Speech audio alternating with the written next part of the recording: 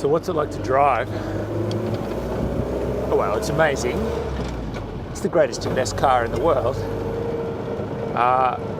The gear changes were tough to get used to. So this is a Series 2, and that means that there's no synchro. So no meshing, easy meshing of the gears between 1 and 2. On 3 and 4 you have it, so you can do real smooth changes. 3 is a little bit worn and it pops out. You can hear me struggle to change down into second here. There'll no doubt be a little bit of a crunch.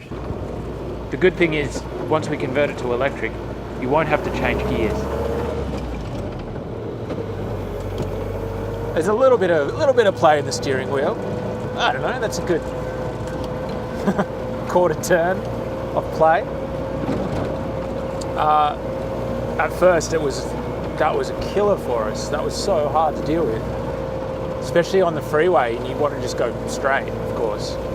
And you've got to kind of lean the steering into a particular position. Like you kind of lean it, get it into that point, and then stay. You can't kind of, and then it's just jumped out of third. Any little bump will make it pop out of third.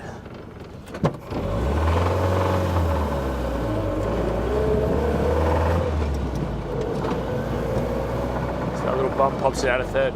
But yeah, you've got to you can't kind of fight it all the time. You've just got to kind of lean into a position, which is usually about here. So this is straight. And you lean into that, and you've got a bit of fingertip control.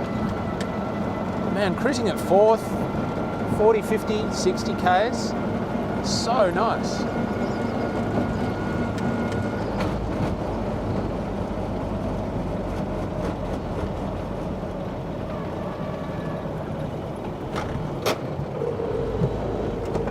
A little bit of pumping on the brakes, a couple of pumps, but it's a lot better than it was before I removed the booster. I'm going to cut to some other driving shots in better locations than around the Coburg Industrial Park.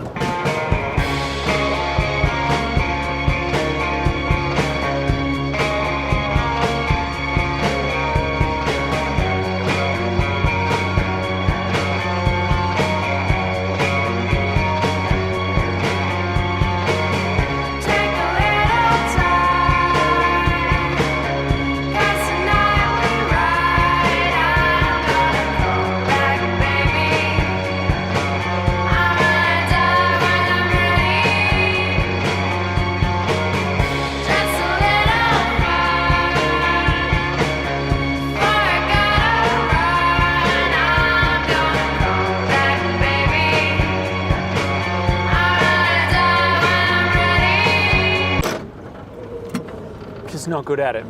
I got better after a few days, but back to being terrible at that shift down to second.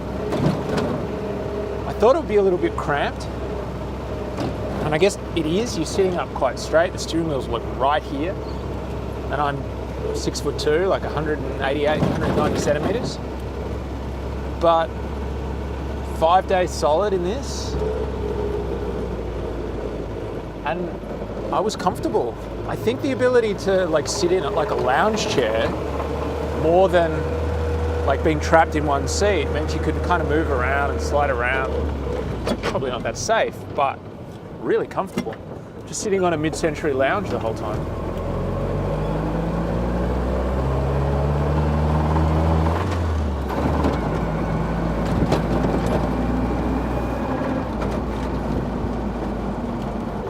So there's a knock in the engine, and that's entirely our fault.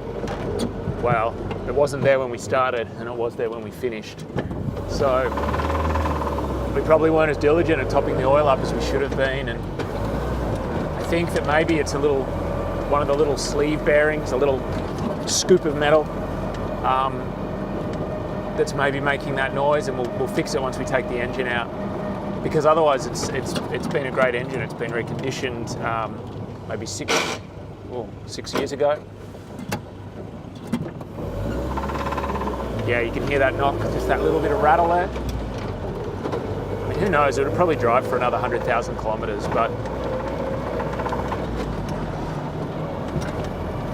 if we're going to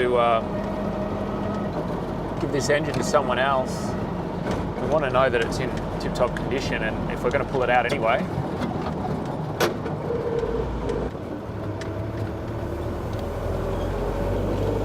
So this whole panel here, none of that works. This is, I guess, a battery amps, oil pressure, nothing. This battery one just fluctuates around.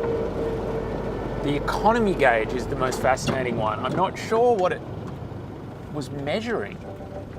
Someone can probably tell me that. But it goes from like poor, fair, drive, idle, and decelerate. I don't know how it's measuring that. And what you're meant to do with that information. Like, I know I'm decelerating, I know I'm idling, and I know I'm driving. And of course, if I accelerate harder, that's going to use more fuel. What's the gauge telling me that I don't know? This is the petrol model, and so it's pretty quiet, really. The diesel is mind-bendingly loud. The thing is, driving around at this speed, which is what it was designed for, it's quite nice. When you get over 60, that's when it really starts to make a lot of noise, and that's when you're needing earplugs, like we had on the drive back to Queensland.